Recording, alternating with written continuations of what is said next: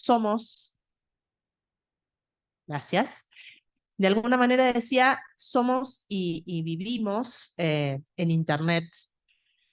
Eh, no es que nos constituimos en Internet, ni mucho menos, antropológicamente hablando, pero la realidad es que vivimos conectados, estamos habitualmente estar conectados. Entonces, para un poco entender de qué estamos hablando cuando hablamos de las tecnologías, me permito traerles una serie de estudios que tienen que ver justamente esta plataforma, We Are Social, suele tener informes anuales sobre el uso de Internet, redes sociales, este tipo de cosas que se usan más que nada para ventas y con una mirada comercial, pero a nosotros nos va a ayudar para contextualizar el espacio sobre el que nos estamos moviendo y sobre lo que vamos a trabajar. Entonces, tenemos que tomar un poquito de conciencia de que si tenemos en cuenta el mundo completamente, somos alrededor de 8 billones de personas, de las cuales el 69% tenemos acceso a un teléfono celular o el 64% en promedio usamos Internet diariamente. Entonces, y 4 billones de personas, el 60% usan las redes sociales. Entonces, para que ustedes vean un poquito el mapamundi de cómo nos ubicamos, el 64% es justamente un promedio, pero si nosotros miramos la zona en la que nos encontramos, en este caso México o Sudamérica, de donde yo provengo en Argentina, estamos cerca del 80% de la población con acceso a Internet. Entonces, la realidad es que no podemos desconocer que todos nosotros nos movemos en torno a lo que tiene que ver con las tecnologías, las redes sociales, Internet en sí. De hecho, las redes sociales son un gran protagonista porque fíjense ustedes que en los últimos años no ha crecido tanto el uso de Internet como sí lo ha hecho el uso de las redes sociales. De hecho, en un solo año, del año pasado a este, crecieron 150 millones de nuevos usuarios en las redes sociales. Entonces muestra un incremento acelerado de la cantidad de personas que se mueven habitualmente en las redes sociales. Mucho más esto impacta claramente en nuestros jóvenes. Pero esto simplemente, como les decía, para tener un poco un panorama.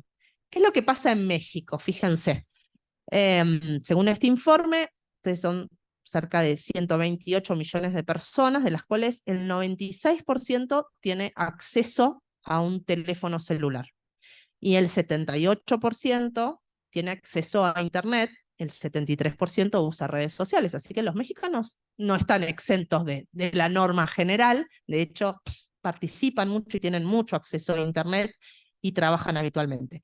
Una aclaración que hay que hacer respecto a estos números, que el mismo informe lo aclara, es que a veces hay personas que tienen más de un teléfono, por eso también los números a veces son un poquito más altos, o incluso pensemos que estos informes están hechos a partir entre los 16 y los 64 años, por lo tanto hay ciertos aparatos de celular que incluso tienen los niños que no están registrados en estos informes, así que si viéramos el total podríamos llegar a un número mayor también de alguna manera.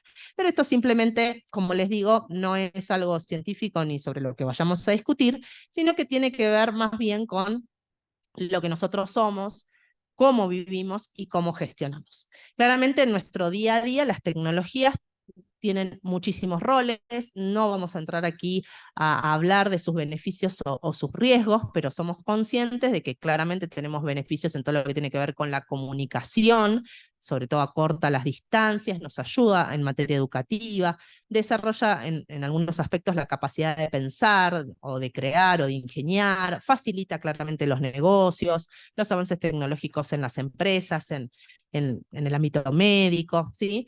Y del otro lado, una serie de estudios reportan la cantidad de riesgos que nos puede traer las tecnologías por la sobreinformación, la afección a las relaciones interpersonales, la hiperconectividad, ¿sí? O sea, un montón de esto que hoy vamos a ver un poquito más en profundidad.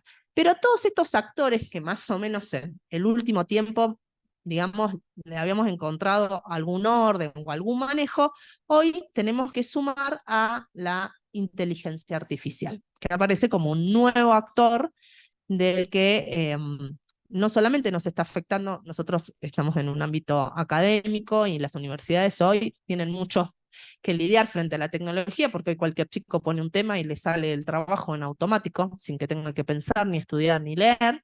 Entonces, claramente es un desafío para la academia poder integrar la inteligencia artificial, para no reemplazar la inteligencia humana, sobre todo. Em, pero también con el uso de la inteligencia artificial se están logrando hacer cosas de manejo de información de los cuales a veces no somos suficientemente conscientes. Entonces también hay que ser muy cuidadosos a la hora de poder utilizar las tecnologías, y hoy les diría más que nunca. Entonces, estos espacios que parecía que teníamos como bastante claritos, empiezan a, o empiezan, no, perdón, incrementan los riesgos o las situaciones que se van presentando con nuestros niños. La verdad es que si yo hoy me detuviera a hablar de todos los riesgos que se reportan en los distintos estudios sobre esto, podemos estar hasta las 3 de la mañana y no vamos a terminar. Entonces, mi propuesta hoy es hacer un repaso sobre algunos aspectos que considero son los más importantes o los más críticos a tener en cuenta, porque me gustaría reservar un espacio, un tiempo especial para hablar con ustedes sobre justamente nuestro rol como papás frente a la tecnología, como usuarios primero de la tecnología, pero en el cuidado y preservación de nuestros hijos. Entonces, vamos a ver ahora algún pequeño repasito respecto de cómo impactan las tecnologías en nuestros chicos. Una de las mayores cuestiones que se plantean es el tema de las capacidades o la afectación de las capacidades de lectoescritura, ¿sí? Entonces, la imagen que hoy estamos teniendo ha empezado a cambiar la percepción simultánea respecto de la percepción sucesiva que se da cuando nosotros leemos, ¿sí? Cuando nosotros leemos, vamos teniendo una percepción paulatina de lo que vamos enfocando lentamente. Hoy eso se está cambiando por la percepción simultánea y completa, ¿sí? El ojo tiende a esta percepción simultánea, y estamos abandonando ese camino que se desarrollaba cognitivamente a medida que leíamos. Entonces, una de las cuestiones que se va planteando y que hay varios autores que señalan esto es que se está produciendo un proceso de desalfabetización de los niños y de los jóvenes, porque empezamos a ejercitar mucho más las percepciones simultáneas que, digamos, dejando de lado estas percepciones sucesivas y alfabéticas que generaban la lectura. Entonces, acá en algunas instancias incluso se plantean de que hay no simplemente una mejora, sino un reemplazo de una cosa por la otra. Otra de las cosas que se plantean aquí es que claramente, como leemos menos, escribimos menos o escribimos peor. Y acá hay un gran problema en lo que tiene que ver con el desarrollo intelectual y la capacidad de escritura, que es que nosotros necesitamos tener la capacidad de transmitir nuestros pensamientos y nuestros sentidos a través de la escritura. Y eso se está empezando a perder. Se está empezando a reemplazar por el uso de las tecnologías y la forma en que los chicos se comunican. Entonces, es un problema no solamente si escriben con errores o no errores de ortografía, que también es un hecho, sino que acá empezamos a tener un déficit en el vocabulario, en la redacción, en los usos que se utilizan. Y empieza acá a aparecer la cuestión entre el texto y la imagen. ¿Se acuerdan que antes uno leía un libro y la imagen acompañaba al texto? Bueno, ahora es al revés. Ahora tenemos la imagen, que es preponderante, y al texto voy a ir solamente si no entiendo la imagen. Y eso tiene un grado de dificultad porque no todos entendemos las imágenes de la misma manera, ¿sí? El dicho de que una imagen vale más que 1000 palabras es bastante útil, y es cierto, a veces eso sucede. Pero también la percepción de esa imagen va a depender de quien la ve. Entonces el sentido que le voy a dar a esa imagen también va a depender de la capacitación que tenemos cada uno de nosotros, de la educación que recibimos, de nuestro contexto. Entonces también acá empezamos a ver esta cuestión. En los chicos también se percibe el tema de la virtualidad electrónica, que es impresiva. en general en la etapa de la infancia se desarrolla mucho la imaginación y la creatividad. Y el hombre y el desarrollo de la ciencia se ha producido gracias a la imaginación de cada uno de nosotros. Acá lo que empieza a pasar es que cuando nosotros leemos un cuento, leemos una novela, podemos leer todos la misma novela, sin embargo los personajes, a pesar de que están escritos, cada uno se lo va a caracterizar de una manera diferente. Porque eso tiene que ver con experiencias que cada uno trae, conocimientos, miedos, historias que cada uno trae, y seguramente si uno los dibujara, serían distintos un personaje a otro, aunque sea de la misma historia. Acá lo que sucede es que cuando reemplazamos el tema de la lectura por imágenes, películas constantes o cosas donde yo no trabajo la imaginación, ya directamente la imagen imprime mi cerebro. Y ya no tengo ese poder de imaginación y de creatividad y de pensar de manera distinta las figuras que se van generando. Entonces, acá tenemos este tema de que de alguna manera también vamos cercenando espacios de la creatividad. En otros espacios yo creo que, porque tampoco hay que darle una mirada totalmente negativa, yo creo que las tecnologías también ayudan a crecer y a desarrollar en otros aspectos. Entonces me parece que en un justo equilibrio y depende qué herramientas usemos. Una de ellas son los videojuegos. Entonces tenemos videojuegos donde a los chicos les estimula cierto aprendizaje, les ayuda a pensar secuencialmente, les ayuda a desarrollar ciertos elementos. Claramente, de videojuegos solamente de matar y tener armas y matar a todo el que se me cruce por delante, difícilmente voy a trabajar este tipo de elementos. Claramente va a depender de qué tipo de elementos usemos. Pero bueno, esto a grosso modo en materia de infancia, pensemos también de que tal vez la infancia es la que usa menos tal vez las tecnologías. Entonces, el mayor impacto lo vamos a tener en la adolescencia.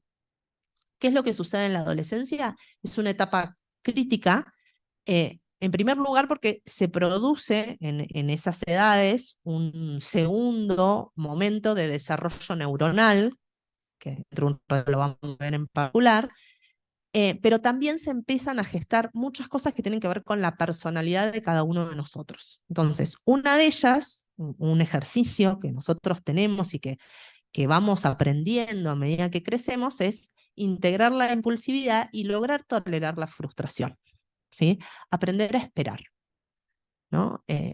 Aprender a decir, no, bueno, hoy hago una cosa, mañana veo resultado. Bueno, eso hoy con las tecnologías y con una respuesta inmediata a todo lo que sucede va desapareciendo, porque lo que el chico quiere lo tiene en el momento, ¿sí? Entonces yo busco tal información, tú me meto en internet, la tengo. Quiero música, me meto en tal espacio y descargo la música. Quiero ver una película, ni siquiera en nuestra época íbamos al cine o alquilábamos un DVD y había que ir y buscar en esos lugares, acá ni siquiera está eso. Entonces, ¿es mal que tenga todo al alcance de la mano? No, no necesariamente es malo. El problema es que en esa edad lo que no les enseña es a esperar y a manejar la frustración de no tener las cosas de manera inmediata.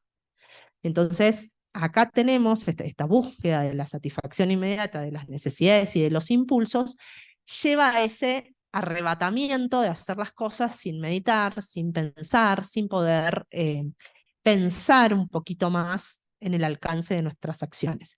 Y esto de alguna manera también termina afectando la proyección de su vida o su proyecto vital a largo plazo, porque viven en el hoy, viven en lo inmediato, en el ya. Entonces, de alguna manera, les empieza a cortar esa visión de futuro y de abonar hoy a cosas para cosechar el día de mañana, ¿no? Entonces, eso es un elemento que hace falta desarrollar. Otra cuestión muy importante de la adolescencia es la construcción de la identidad. La adolescencia empieza a conocerse, a saber quiénes son, se empiezan a reconocer, y ese saber quién soy yo requiere ciertos espacios de silencios que me permitan la autorreflexión. ¿Qué quiero ser? ¿Cómo soy? ¿Cómo me siento con lo que hago, con lo que soy, con lo que estoy viviendo? Y esto es muy difícil en los espacios digitales donde hay ruido digital constantemente, ¿no? Entonces, antes, por ahí los chicos se encerraban en su cuarto, las chicas escribían los diarios íntimos, ¿no? Estas cosas, bueno, era parte de ese proceso de ir formando su identidad, su personalidad. Hoy eso no existe. Entonces, hay pocos espacios para que ellos se hagan las preguntas trascendentales de la vida, a qué quieren llegar a ser, dónde voy a ir, qué quiero ser, y no hay este espacio de reflexión. Es todo constante y es una respuesta. Y de hecho, como la chica de este uso, no deben pensarse o verse sin internet o sin estar relacionados. Entonces, es cierto que hoy nuestros chicos se relacionan mucho por las tecnologías y esto es natural y no es malo porque son sus espacios de pertenencia. Es natural que en la adolescencia los chicos quieran alejarse un poco de los adultos, estar en espacios distintos y esto pasó siempre, es histórico. El problema es que acá todos se vuelcan las redes y hay cosas buenas donde esto puede lograrse y hay otros espacios donde esto es más difícil. Entonces acá se dificultan estos espacios de reflexión, perdemos la intimidad, perdemos en cierta manera el pudor de contar ciertas cosas al aire libre, ¿sí? Porque pensemos que lo publicamos en internet y lo ven millones y millones de personas, no solamente los 3 o 4 amigos que yo tengo, tienen amigos que ni siquiera saben quiénes son sus amigos, básicamente. Entonces, perdón, es un aspecto que hay que evaluar. También en esta etapa se da el reconocimiento y el manejo de las emociones personales, es decir, qué siento, cuánto siento, cómo siento frente a una situación inesperada y cómo reacciono ante esa situación. Si yo no tengo esa capacidad de reconocer mi sentimiento frente a algo, difícilmente voy a poder manejar mi impulsividad y mucho menos entablar relaciones con el otro para poder entenderlo a profundidad, para poder comprender lo que lo anima, lo que lo preocupa, ¿sí? En qué está pensando. Y mucho menos vamos a poder desarrollar la empatía, que es un elemento muy fundamental, porque si yo no reconozco mis propias emociones, tampoco voy a reconocer las del otro. Entonces, de alguna manera, me va a hacer que deje de percibir el sufrimiento o la necesidad del otro. Entonces, requiere de un esfuerzo mayor para poder hacer esto. Y las emociones hoy las reemplazamos por los emoticones, ¿no? Entonces, la pregunta es si es tan fácil reemplazar algo que yo siento por una carita, ¿no? Los usamos todos, yo también lo uso, ¿no? Esto es natural. Ahora yo les pregunto qué diferencia hay entre la segunda carita y la tercera carita y no tengo idea, ¿no? Entonces, para mí es como lo mismo, estamos felices, qué sé yo. Y también esto también va a depender del que recibe el mensaje, ¿no? O sea, ¿qué me está queriendo decir con esta carita que me puso? Entonces, muchos autores hablan de un analfabetismo emocional que empieza a haber en los chicos donde no saben manifestar esto que sienten y cómo se sienten frente a algunas cosas y la reemplazan por simples símbolos. Entonces, esto también es algo que necesitamos trabajar con nuestros jóvenes. Vuelvo a repetir, esto no implica cercenarles su ingreso a las tecnologías. Hay muchas cosas buenas que las tecnologías también facilitan, ¿sí? El encontrar espacios comunes de ayuda, el comunicar cosas buenas, llegamos mucho más fácil que con una carta de antaño, con un panfleto que se pegaban en las paredes, ¿no? O sea, esto no hay ninguna duda de ese desarrollo, pero también tenemos que ser conscientes de estos impactos. Entonces, hasta aquí, perdón, me falta una parte importante que tiene que ver con el desarrollo neurológico. Como yo les contaba, en la adolescencia se produce el segundo periodo de reproducción y de reorganización neuronal y aumenta en esta etapa la conectividad del sistema límbico, del subcortical y del sistema prefrontal en los adolescentes, que está todavía en desarrollo. Entonces, en estas etapas, el cerebro funciona con un ritmo y con un proceso determinado. ¿Qué es lo que pasa con los chicos? Su cerebro está hiperconectado e hiperestimulado todo el tiempo. Entonces son lo que llamamos y conocemos todos como multitasking, ¿sí? Estamos conectados haciendo muchas cosas al mismo tiempo. No está mal, digamos, si uno quiere, pero lo que esto termina generando en cada uno de nosotros es que tenemos una atención y un conocimiento superficial de las cosas, no tenemos profundidad, y es de corto tiempo, tampoco retenemos mucho. Entonces lo que termina es que el cerebro se va acostumbrando a este manejo en el tiempo y a estos cambios que se van produciendo, y se produce lo que se conoce como atención parcial continua. Es decir, los chicos constantemente están atendiendo poco tiempo, segundos, minutos, a una acción para pasar a otra. Pensemos que el cerebro no puede hacer dos cosas al mismo tiempo si involucran en el mismo área del cerebro. Entonces lo que va a hacer el cerebro es atender un poquitito, después otro poquitito y salta de un lado al otro del cerebro para dar respuesta a todo. Lo que esto produce es que se nos va a dificultar enfocar. Esto nos pasa mucho a nosotros cuando estamos, a mí me pasa, ¿no? Cuando estoy trabajando, tengo muchas pantallas abiertas y estoy haciendo muchas cosas, me pasa que salté de una a la otra y me olvidé qué está haciendo, ¿no? Porque pierdo la noción de cuál era el foco que tenía que atender. Bueno, en los chicos esto pasa constantemente, porque además tienen la compu, la tele, la tablet y el teléfono, y todo lo atienden al mismo tiempo, y tienen miedo de dejar de atender cualquiera de esas cosas por sentirse desconectados y por no poder dar respuesta. Esto también genera cierta frustración en ellos. Entonces, bueno, visto un poco un panorama general, que vuelvo a repetir, no termina de abordar todas las problemáticas que se presentan y ni tampoco hemos visto nada de las cosas positivas que también permiten las tecnologías, como el desarrollo de hobbies, de hábitos, de estar conectados. Hay un montón de cosas buenas que tiene la tecnología. Pero yo quiero centrarme hoy, por el breve tiempo que tenemos, en el lugar que tienen las tecnologías en nuestra propia vida como adultos y también en nuestro rol como padres, en dos aspectos específicos. En primer lugar, el tiempo y en segundo lugar, los contenidos. Entonces, yendo un poquito rápidamente, para no perder tiempo en esto, volviendo a estos estudios que les mostraba al principio, fíjense de que si uno mira en qué se pierde el tiempo en Internet, o en qué usamos, no vamos a decir pierde, en qué usamos nuestro tiempo en Internet, estamos aproximadamente, a nivel genérico, unas 6 horas 40 minutos conectados a Internet. Acá podemos contar de que estas horas son obviamente teóricas, y son promedios entre unos y otros, pero después tenemos 3 horas conectados a la televisión, 2 horas y media aproximadamente en las redes sociales, muy poco tiempo dedicado a la lectura, ¿sí? A escuchar música y otro tipo de cosas. Pero cuando vamos a los datos más específicos, fíjense que ese 6 horas 40 minutos el promedio, que está acá representado con la barrita blanca, los mexicanos utilizan o están conectados a Internet unas 7 horas 39 minutos. Los argentinos, un poquito más, 8 horas 21. Entonces, estamos por encima de la media mundial. Y los países más desarrollados, si ustedes se fijan, están hacia el otro lado, es decir, menos horas de estar en Internet, ¿no? Esto también nos va hablando de nuestros niveles de desarrollo. En general, Latinoamérica estamos todos del otro lado de la barrita blanca, ¿sí? Pero bueno, hay muchos países. En algunos casos también están por debajo de esa cifra porque tienen poco acceso a Internet. Eso también hay que decirlo. Pero eso sucede en países como la India, por ejemplo. Pero en los otros que tienen mayor desarrollo, claramente el problema no es el acceso, sino es una cuestión de menos uso. Y en las redes sociales pasa un poco lo mismo. El promedio que veíamos antes era que estábamos unas 2 horas y media. En México están aproximadamente unas 3 horas 10 y Argentina ahí pegadito 3 horas 8 minutos, ¿sí?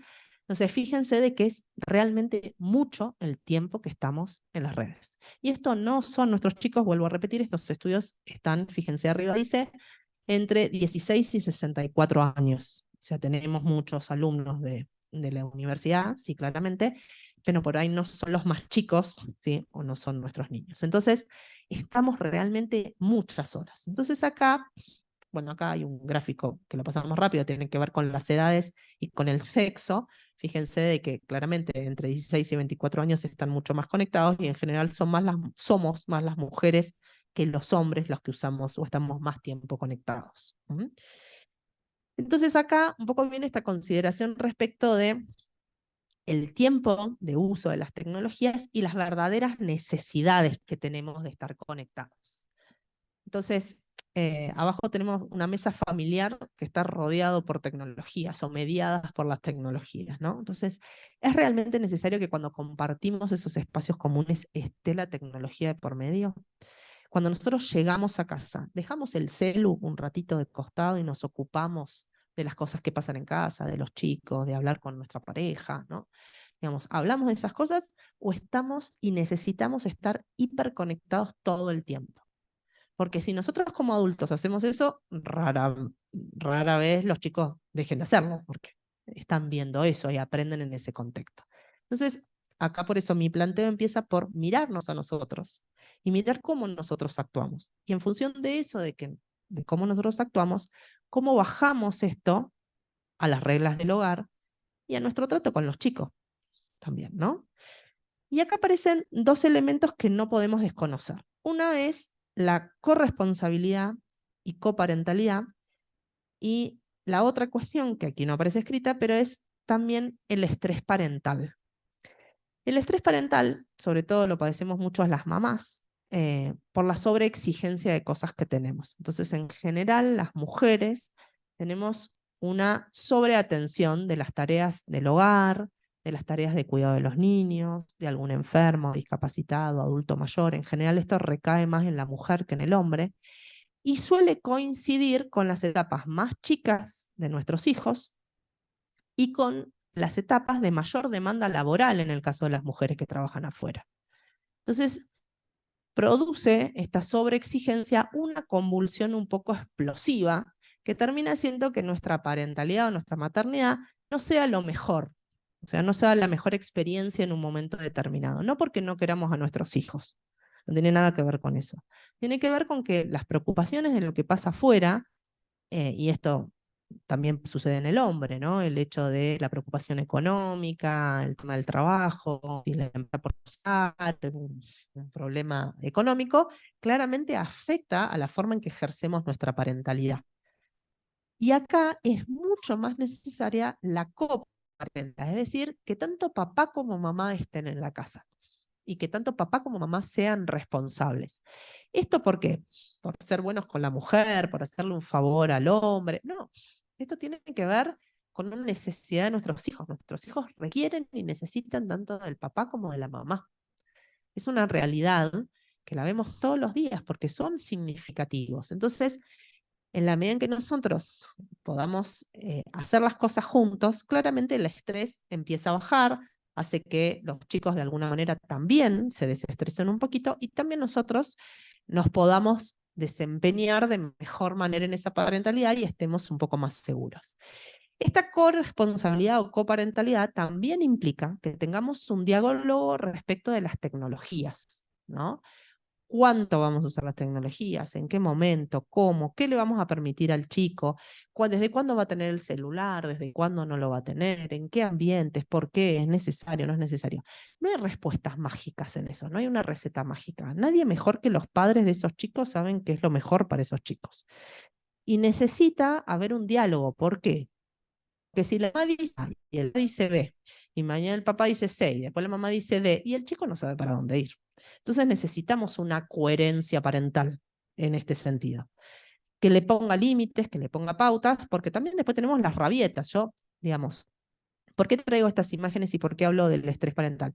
Porque es muy frecuente que le demos a los chicos el acceso a las tecnologías desde que son chiquititos para mantenerlos entretenidos.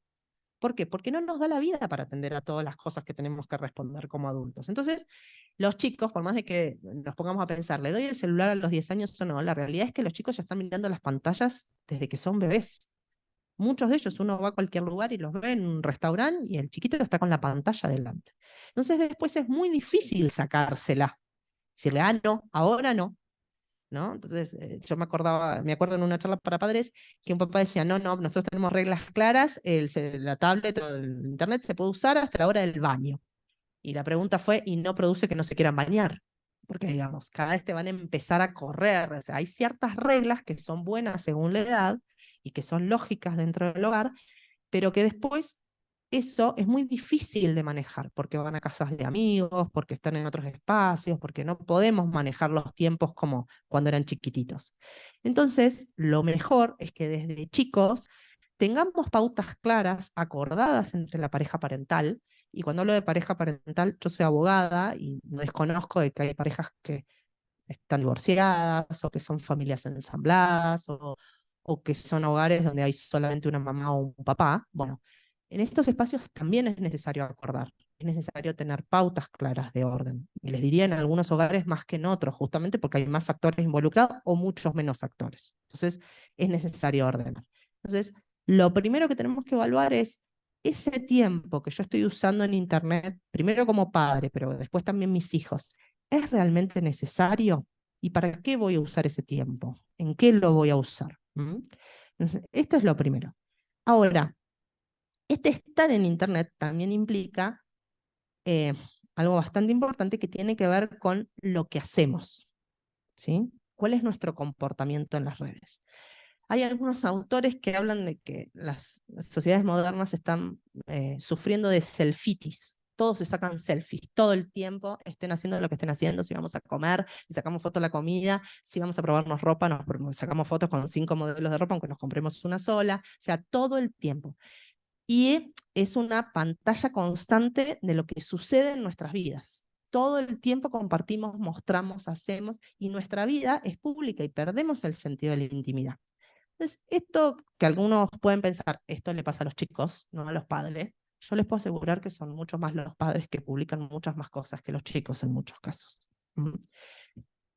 Fíjense, perdón, no solamente tiene que ver con lo que publicamos, sino también qué cosas compartimos y cómo respetamos al otro en lo que compartimos, ¿no? Acá está el chiste del papá, que le está haciendo como caquita en la cabeza al bebé, en esta foto simpática, pero que de alguna manera está haciendo un uso de la imagen que es compartida en las redes, que de alguna manera también afecta, ¿sí?, a la dignidad de su propia hija, en este caso. O lo mismo los médicos de abajo, que se sacan las fotos y las selfies con el paciente en la camilla mientras lo están operando. Entonces, ¿cuánto respeto del otro yo uso Internet? Los chicos tienen esto, ¿no? Pareciera que publicar las cosas en Internet implica que no hay autor. Entonces nadie es responsable y entonces puedo decir lo que quiera, mostrar lo que quiera, de cualquiera y no pasa nada. Bueno, eso no es así. Cada vez que nosotros hacemos algo en Internet, afectamos al otro, sobre todo si no compartimos con él una autorización o no miramos estas cosas. Pero lo más preocupante de todo esto, que es a donde también quiero ir respecto de nuestro rol como padres, es que estamos todo el tiempo haciendo pública nuestra privacidad, ¿sí? Entonces es como si alguien mirara por el mirillo, la mirilla de las llaves de antes, porque ahora ya no se usan más estas, ¿no? Y estamos todo el tiempo haciendo pública nuestra vida.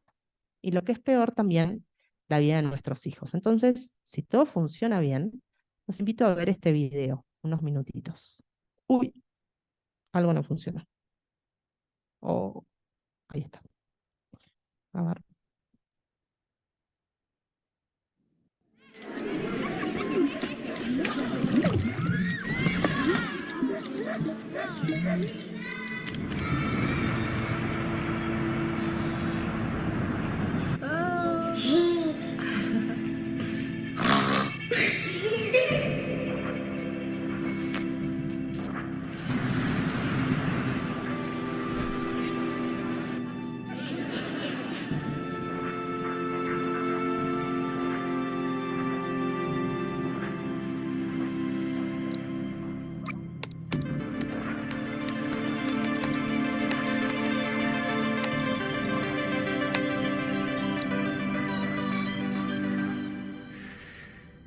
Hey, Mom. Hey, Dad. It's me, Ella. Well, a digital version of me. Just a bit older. Amazing what technology can do these days, isn't it? All you need are a couple of pictures, like the ones you share on social media, where they can be taken and used by everybody. I know, for you, these pictures are just memories. But for others, they are data. And for me, maybe the beginning of a horrible future. A future where my identity can be stolen just like that. Where I can go to prison for things that I would never do. Imagine my credit score being destroyed, Dad. Or my voice copied to scam you, Mom. Mom, I'm in trouble. I need you to send me money, please. I don't want to become a meme, humiliated by everyone at school. Kill yourself, you fucking loser.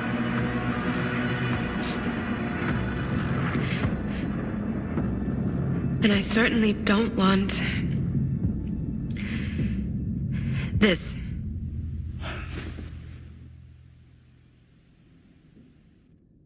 What you share online is like a digital footprint that will follow me around for the rest of my life. I'm telling you this because I know you love me and would never do anything to harm me. So please, Mom, please, Dad, protect my virtual privacy.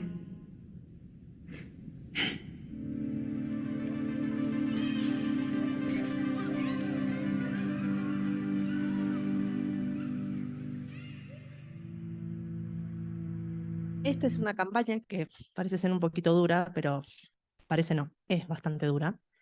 Nos hace tomar a veces conciencia de cosas que hasta ahora eran impensadas, ¿no? La verdad es que esta es una campaña que se está usando en Europa para hacernos tomar conciencia como padre de las cosas que hoy la inteligencia artificial puede hacer en base a lo que nosotros publicamos. ¿Sí? O sea, ni que hablar de estafas en cuestiones económicas, ¿no? En cuentas bancarias, pero acá están jugando ya con la vida de los chicos. Entonces fíjense como aquí, solamente utilizando inteligencia artificial, pudieron cambiar el rostro de esta niña, ¿no? Entonces, hay todo un movimiento que a nivel internacional se está gestando justamente para evitar lo que se conoce como sharenting, que es la publicación de imágenes que hacen los propios padres, ¿no? Es lo de compartir constantemente lo que hacen nuestros hijos. Y en esta línea también me pareció interesante contarles algo que tiene que ver con una red global que se llama We Protect, que trabajan en la lucha contra el abuso sexual infantil a través de Internet, justamente, ¿no? Todo lo que tiene que ver con distintos tipos de daños, la captación de menores en Internet con el propósito de explotación y abuso sexual, la producción de material sexual infantil, buscar también imágenes en este sentido, almacenar esa información, ese tipo de imágenes, utilizar de manera ilegal, obviamente, material sexual infantil que a veces es autogestionado, es decir, los propios chicos lo generan sin quererlo o simplemente para compartirlo con un amigo o con una amiga, pero que después terminan captando los datos para utilizarlos con otros sentidos y también transmitir en directo la explotación y el abuso sexual infantil. Tenemos que tomar conciencia de que el abuso sexual infantil a través de las redes tiene más o menos el mismo impacto que produce un abuso sexual carnal, porque el impacto que genera en las mentes de nuestros hijos y el impacto de su desarrollo a futuro es el mismo. El daño que se produce en ese sentido es el mismo. Claramente no hay un abuso físico, pero es el mismo. Y hay algunos datos en este sentido que también nos permiten ver de qué hablamos.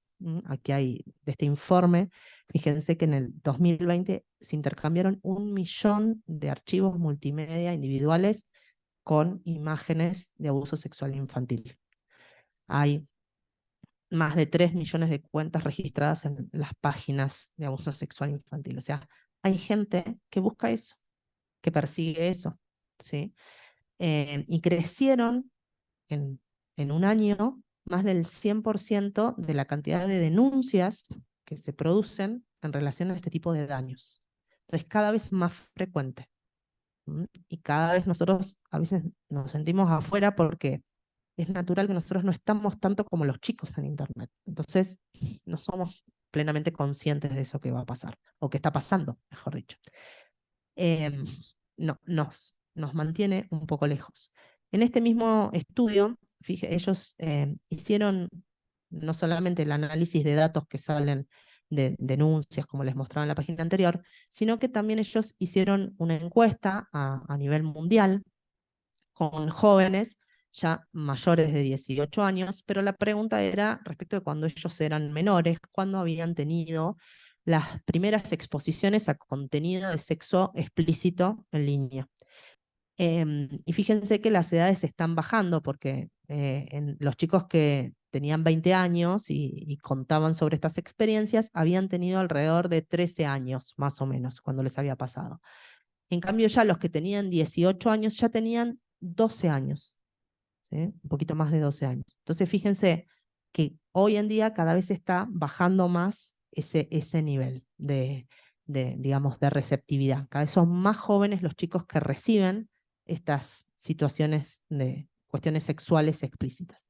Entonces, en este informe se trabajaron distintos ejes sobre la experiencia de los daños sexuales, los factores que ayudaban a esto, dónde o a través de qué medios o de qué tecnología lo habían recibido y de qué manera los chicos respondían o tenían esta capacidad de saber qué hacer cuando les pasaba esto, ¿no? Entonces, simplemente y muy rápidamente, fíjense que al menos el 25% de todos los encuestados habían sufrido de alguna manera alguna experiencia de sexo online mientras eran menores de edad. Algunos en mayor y menor medida según los espacios y los contenidos que había.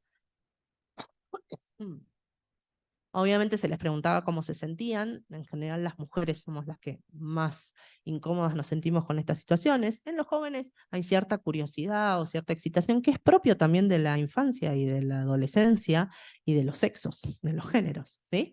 Es bastante natural, pero en general fíjense que ninguno se sintió masivamente feliz de lo que les estaba pasando, ¿no? Se sentían avergonzados.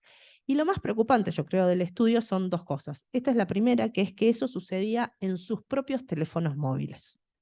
Una vieja regla que se manejaba cuando hablábamos con los papás de las tecnologías era que los chicos usaran las tecnologías en el living de la casa, en un lugar donde uno pudiera ver a dónde se conectaban los chicos, qué sé yo. Hoy en el celular el chico puede estar sentado al lado nuestro y recibir estas cosas sin que nosotros nos demos cuenta. Entonces, tenemos realmente un acceso a lo que tienen que ver con las tecnologías, los chicos tienen un acceso a través de las tecnologías a este tipo de contenidos donde los papás nos quedamos totalmente afuera. Fíjense, mayor porcentaje fue en el teléfono propio y si no, en el teléfono de algún amigo, y fue a través de mensajes privados. Porque tampoco es que el chico entró en una página y que el chico buscando encontró esto. No, le llegaron a él. Y esta es la otra parte, perdón, preocupante, que es la reacción que ellos tuvieron frente a esta situación. La mayoría de ellos lo que dijeron es que borraron o bloquearon a la persona que les mandó el anuncio y a partir de ahí ciertas medidas que tienen que ver con esto. ¿Qué es lo que a mí me impactó de esto que estamos viendo? Es que solamente el 23% lo compartieron con un adulto o con sus padres. O sea, lo fueron solucionando solitos. Y esto tiene que ver con una falta de comunicación, de diálogo que se genera en las familias, en entornos seguros para los chicos. A veces no es la casa, pero las escuelas, la universidad, espacios con amigos. Es necesario crear redes de contención para chicos que sufren este tipo de daños para poder también acompañarlos y darles respuesta. Acá estamos en distintos niveles y claramente este estudio fue simplemente sobre imágenes generales que han recibido. Esto es WeProtect. Lo pueden encontrar en internet como Alianza Global WeProtect y hay todo un informe desarrollado de cada uno de estos aspectos. Yo después les puedo dejar el link que ustedes los compartan con ellos. Sí, sí. Sí, sí, sí. El link del video también, sí, se los mandamos también. Ahora, si les parece, no se desconecten automáticamente, así me dan tiempo de cargarlo en el chat. Pero bueno, ahí van a poder tener mucho más detalles sobre este estudio y sobre otros estudios y movimientos que se están generando. Esta ensal de Protect trabaja con los gobiernos, pero sobre todo trabaja con las entidades privadas y públicas también, pero que trabajan con los chicos y organizaciones no gubernamentales necesariamente. Por eso trabajan con las escuelas, ONGs y este tipo de cosas. Entonces, ¿por qué les traigo esto? Porque nosotros como papás tenemos que estar ahí presentes, ¿sí? Entonces, si ustedes buscan en internet y googlean sobre el sharenting, esto que yo les contaba, y hay varios consejos de seguridad para evitar estas situaciones. Esto que yo les comparto es de Movistar. Movistar de Argentina, por lo menos, tiene algunas recomendaciones concretas de cómo configurar la privacidad, cómo proteger la autoestima y evitar publicar imágenes de nuestros hijos, claramente. Bueno, hay varias acá recomendaciones, también les voy a dejar esta presentación para aquellos que quieran tenerla. Pero fíjense el último punto, que me parece que es el más importante, que es aprovechar esta oportunidad para enseñarles a ellos sobre su consentimiento en todo lo que tiene que ver con las redes sociales Y también yo agregaría el consentimiento de los demás. A veces ellos hacen públicas las imágenes de sus amigos. Tampoco mi idea es dañarlo. Hay casos que sí, sabemos que hay muchos casos de bullying que se utilizan a través de las redes, ¿no? Pero a veces lo hacen incluso de personas a las que quieren y estiman y no son conscientes de estas cosas. Entonces creo que es una buena oportunidad también para hablarlo con ellos, mostrarles que nosotros como papás estamos tomando estas decisiones y estas medidas para protegerlos a ellos y que ellos también tienen que ser responsables de ese uso. Pero quiero ponerle un poco más allá, que no necesariamente es solo pensar en las tecnologías en este sentido. Lo primero es que tenemos que escuchar más a nuestros hijos. Las tecnologías es a veces una barrera porque no tenemos toda la capacidad que sí tienen ellos. Tienen que ser un espacio donde nos encuentren, donde podamos dialogar sobre esto. Y alguien me dijo una vez muy sabiamente que nosotros tenemos 2 orejas y una sola boca. Entonces deberíamos escuchar más y hablar menos, ¿no? Con nuestros hijos a veces tenemos que practicarlo, esa parte. La segunda recomendación que les daría es no negar las tecnologías, porque vuelvo a repetir, ellos es parte de nuestras vidas, no solamente de los chicos, sino también de la nuestra, pero estar con ellos, acompañarlos, ayudarlos en la búsqueda de algo que estén haciendo, interesarse con ellos, no como sucede con algunos papás que se meten en las cuentas de sus hijos para espiarlos, cual Sherlock Holmes, digamos, de qué es lo que están haciendo, sino para hacer con ellos, ¿sí? Para aprender con ellos y también enseñarles a ellos a tener cierta coherencia. A veces pasa, según las edades de los chicos, que creen que todo lo que se dice en Internet es cierto. Un primer problema. Así que me parece que es un espacio donde tenemos que utilizarlo como una oportunidad. Y la imagen del espejo que les puse ahí, hoy yo lo comentaba, o ayer con la gente aquí en UPAEPES, hay una psicóloga en Argentina que trabaja con este tema que ella siempre dice que es, a medida que los chicos crecen, es como si ellos fueran en un auto, ¿no? Entonces ellos van marcando su propio camino y nos van dejando a nosotros atrás. Pero siempre lo importante es que puedan mirar por el espejo retrovisor y nos vean a nosotros como papás, siempre en ese lugar. ¿Por qué? Porque ellos se van a sentir más seguros, se van a sentir respaldados y van a tener siempre un lugar al que volver cuando tengan un problema como el que estábamos viendo. Que tengan un espacio en quien confiar. Y eso lo tenemos que practicar desde chiquitos y a medida que van creciendo también. Después, siempre están en estas recomendaciones, generar muchas más actividades que sean fuera de las redes. ¿Sí? El vínculo con la naturaleza es súper importante. Los chicos están en una edad propicia para este tipo de cosas.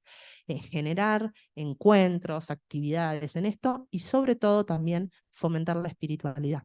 Porque también la espiritualidad es una parte integrante de nuestro ser y también tiene gran poder para ayudarnos a superar muchas de las dificultades que nos encontramos en la etapa adolescente y en materia de redes. Después, abrir nuevos espacios al arte, a la música, a la creatividad, al deporte, al salir a hacer actividades recreativas. Salgamos un poquito del uso de las pantallas, los chicos y nosotros, o primero nosotros y los chicos. Y la mayor recomendación que puedo darles en esta misma línea es seamos ejemplos. Nuestros hijos copian lo que nosotros hacemos. Si nosotros estamos todo el tiempo conectados, ellos también van a hacerlo. Entonces, desde chiquitos mostrémosle que hay cosas mucho más valiosas que no solamente pasan en las redes, sino que pasa acá, en la vida, hoy, cotidianamente y con el que tengo al lado.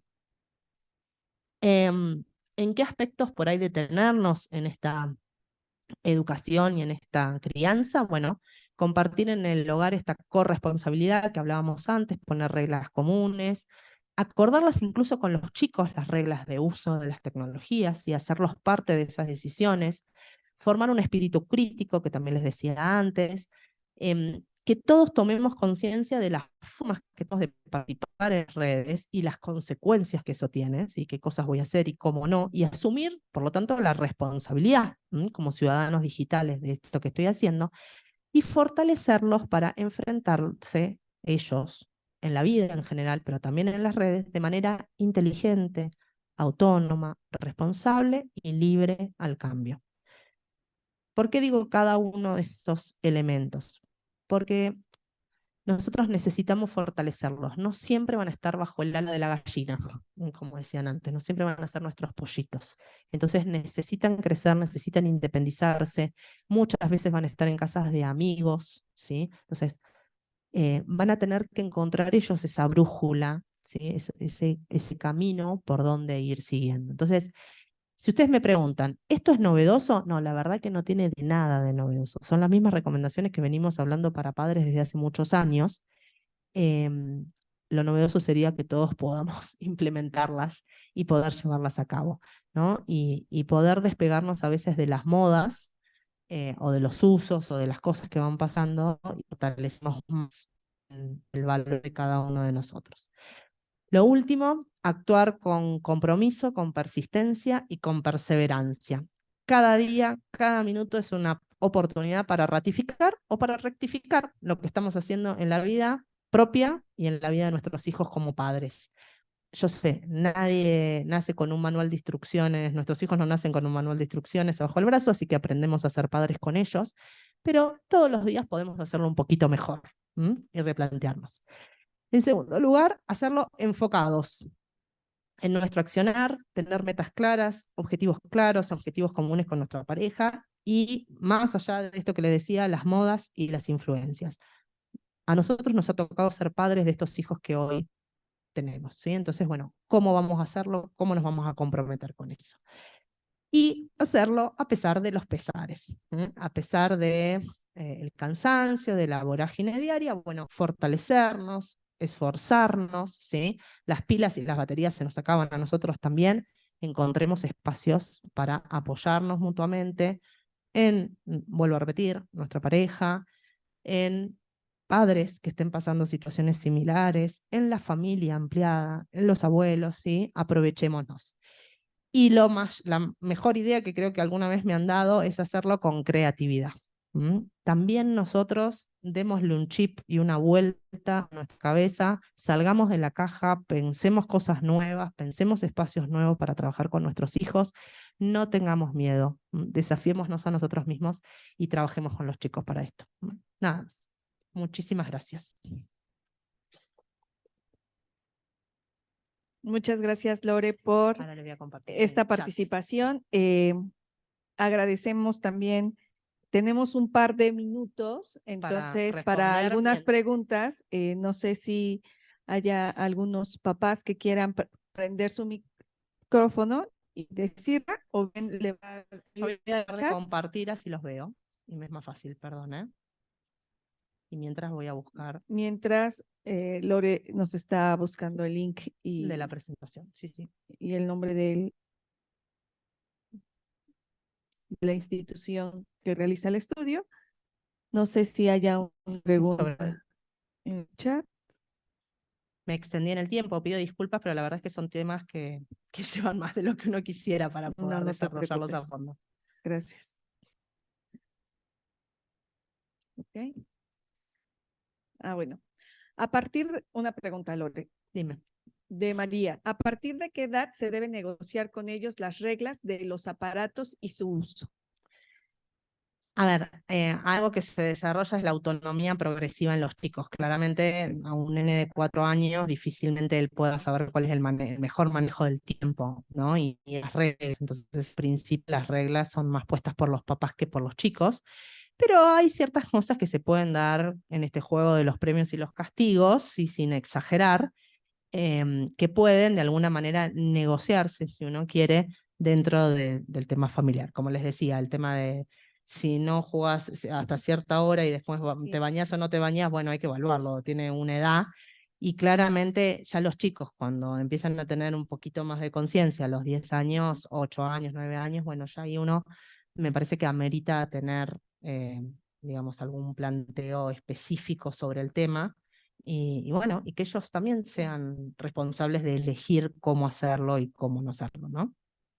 Gracias, Lore. Ana Campos nos comenta cómo con creatividad o cómo salir de la caja.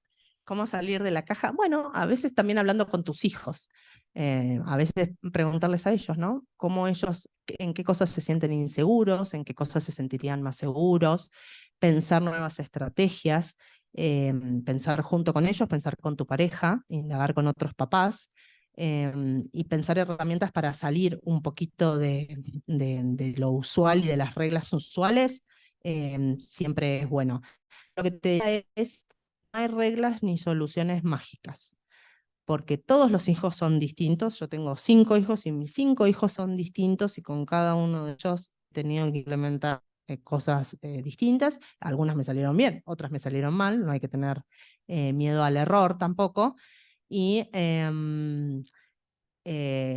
nadie mejor que vos conoce a tus hijos. Entonces, es difícil que yo te pueda dar una solución mágica si no conozco tu hogar, no conozco tus hijos ni sus características. Por eso te digo, la que mejor los conoce sos vos y su papá, imagino, y bueno, en está este desafío de encontrar nuevos rumbos, ¿no? Gracias, Lore. Bueno, acá tenemos una pregunta presencial.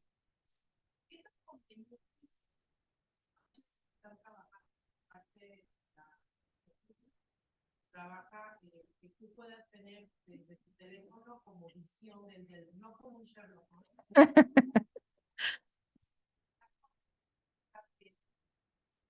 Y tenemos con tiempo posibilidad cuando está en la escuela el teléfono, pero por ejemplo la tenemos con visión GPS y nada de lo que ocurre, o sea, por ejemplo no puedes cargar nada sin que su papá o yo lo utilicemos, pero hasta dónde la parte de la identidad, por ejemplo, le encanta dibujar en el celular, pero no tenemos acceso a esa parte. ¿Qué tan conveniente es que nosotros eventualmente también Perdón, gracias. Nos comentan en línea que no se escucha y entonces quisiera repetir esta pregunta. ¿Qué tan conveniente es tener este parche de Google que ahora está a la venta y qué tanto está? Mira, malo no es, digamos. El problema es que volvemos a lo mismo. Te va a servir durante una época de tu hija. Cuando los chicos empiezan a ser adolescentes y saben que sus papás están en una determinada red, empiezan a crearse cuentas alternas con otro nombre. ¿Por qué eso? ¿Eso está mal? No, tiene que ver con esto que hablábamos antes.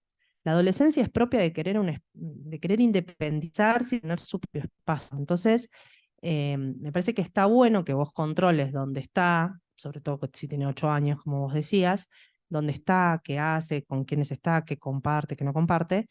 Entonces eso es realmente importante. Pero después, ¿a qué páginas entra o qué no? Eso en algunas instancias, vos podés controlar también, podés configurar los sistemas para que entren en determinadas páginas y no en otras, y que tampoco implique una limitación a una vocación que tenga, y que por ahí sí las redes pueden ayudarle a desarrollar esto. Vos decías, dibujar. Bueno, hay muchas técnicas y muchas cosas que se aprenden y muchas cosas que podría ella aprender ahí, y por ahí vos impidiéndole que entre a páginas. Nunca estamos 100% seguros. Por eso mi recomendación es que el control sirve, pero mucho más sirve es que tu hija, sí, estar al lado, pero también tenemos que ser conscientes de que estar al lado no puede estar las 24 horas al lado de tu hija, y probablemente si va a la casa de un amiguito se vaya a conectar sin que vos o su mamá esté al lado.